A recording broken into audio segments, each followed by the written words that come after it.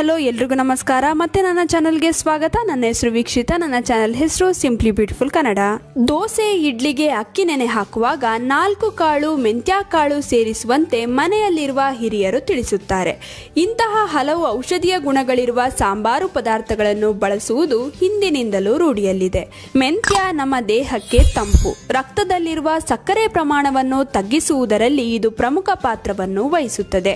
ಇದೇ ಕಾರಣಕ್ಕೆ ಮಧುಮೇಹಿಗಳಿಗೆ ಮೆಂತ್ಯ ಕಾಳನ್ನು ಸೇವಿಸುವಂತೆ ಸಲಹೆ ನೀಡಲಾಗುತ್ತದೆ.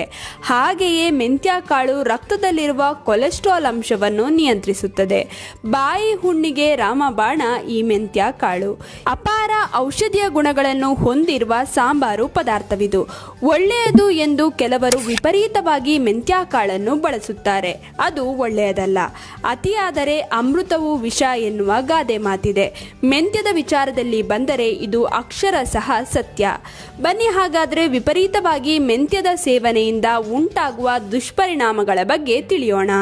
ಹೈಪೋಗ್ಲೈಸೆಮಿಯಾ ಸಮಸ್ಯೆ ಎದುರಾಗುತ್ತದೆ. ರಕ್ತದಲ್ಲಿ ಸಕ್ಕರೆಯ ಅಂಶವು ನಿಗದಿತ ಪ್ರಮಾಣಕ್ಕಿಂತ ಕಡಿಮೆಯಾಗುವುದನ್ನು ಹೈಪೋಗ್ಲೈಸೆಮಿಯಾ ಎನ್ನುತ್ತಾರೆ. ಇದರಿಂದಾಗಿ ಮೆದುಳಿಗೆ ಸಾಕಷ್ಟು ಪ್ರಮಾಣದಲ್ಲಿ ಗ್ಲೂಕೋಸ್ ಅಂಶವು ಸರಬರಾಜಾಗುವುದಿಲ್ಲ.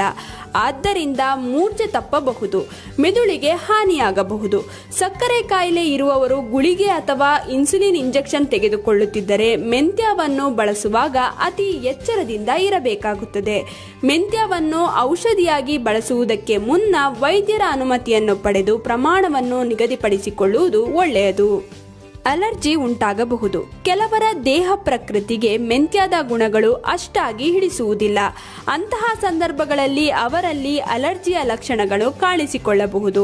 ಮೈಯಲ್ಲಿ ತುರಿಕೆ, ಉಸಿರಾಟದ ತೊಂದರೆಯಂತಹ ಸಮಸ್ಯೆ ಕಾಣಿಸಿಕೊಳ್ಳುತ್ತದೆ. ಇನ್ನು ಇದನ್ನು ಇಂಥದ್ದೇ ಕಾರಣದಿಂದ ಬಂತೆಂದು ಕಂಡುಕೊಳ್ಳುವುದು ಕೂಡ ಕಷ್ಟಕರ. ಪರಿಣಿತ ವೈದ್ಯರು ಕೂಲಂಕುಷವಾಗಿ ವಿಚಾರಿಸಿ ವಿಶ್ಲೇಷಿಸಿದಾಗ ಮಾತ್ರ ಅಲರ್ಜಿ ಮೂಲವನ್ನು ಕಂಡುಹಿಡಿಯಬಹುದು. ಇತರ ಔಷಧಿಗಳೊಂದಿಗೆ ಮೆಂತ್ಯ ಸೇವನೆ ಒಳ್ಳೆಯದಲ್ಲ. ಕೆಲವು ಆರೋಗ್ಯ ಸಮಸ್ಯೆಗಳಿಗೆ ಬಳಸುವ ಗುಳಿಗೆಗಳೊಂದಿಗೆ ಮೆಂತ್ಯವು ತುಂಬಾ ಪರಿಣಾಮಕಾರಿಯಾಗಿ ಪ್ರತಿಕ್ರಿಯೆ ನೀಡುತ್ತದೆ. ಕೆಲವೊಮ್ಮೆ ಗುಳಿಗೆಯಲ್ಲಿರುವ ಅಂಶಗಳನ್ನು ರಕ್ತಕ್ಕೆ ಸೇರಲು ಬಿಡುವುದಿಲ್ಲ. ಮೆಂತ್ಯದಲ್ಲಿರುವ ನಾರಿನಾಂಶವು ಅವುಗಳನ್ನು ಹೀರಿಕೊಂಡು ದೇಹದಿಂದ ಹೊರಕ್ಕೆ ಕಳಿಸಿ ಬಿಡುತ್ತದೆ. ಇನ್ನು ಸಕ್ಕರೆಯ ಪ್ರಮಾಣ ತಗ್ಗಿಸುವ ಮಾತ್ರೆಗಳ ಕಾರ್ಯಕ್ಷಮತೆಯನ್ನು ಮತ್ತಷ್ಟು ಹೆಚ್ಚಿಸಿ ತೊಂದರೆಗೆ ಈಡು ಮಾಡಬಹುದು. ಗರ್ಭಿಣಿಯರಿಗೆ ಒಳ್ಳೆಯದಲ್ಲ. ಮೆಂತ್ಯಕ್ಕೆ ಮೂತ್ರನಾಳಗಳನ್ನು ಹಿಗ್ಗಿಸುವ ಗುಣವಿದೆ. ಇದು ಬಸುರಿ ಹೆಂಗಸರಲ್ಲಿ ಅಕಾಲಿಕ ಹೆರಿಗೆಯನ್ನು ಪ್ರಚೋದಿಸುವ ಸಾಧ್ಯತೆ ಇದೆ. ಆದ್ದರಿಂದ ಬಸುರಿ ಹೆಂಗಸರು ಅತಿಯಾಗಿ ಮೆಂತ್ಯ ಸೇವನೆ ಮಾಡುವುದು ಒಳ್ಳೆಯದಲ್ಲ. ಇನ್ನು ಉಳಿದಂತೆ ಅಲ್ಸರ್, ಎದೆ ಉರಿ, ಗ್ಯಾಸ್ ಸಮಸ್ಯೆ ಇರುವವರು ಕೂಡ ಅತಿಯಾಗಿ ಮೆಂತ್ಯ ಸೇವನೆ ಮಾಡುವುದು ಒಳ್ಳೆಯದಲ್ಲ. ಹಾಗಿದ್ರೆ ಉತ್ತಮ ಆರೋಗ್ಯ ಲಾಭಕ್ಕೆ ಎಷ್ಟು ಮೆಂತ್ಯ ಕಾಳು ಸೇವಿಸಬೇಕು?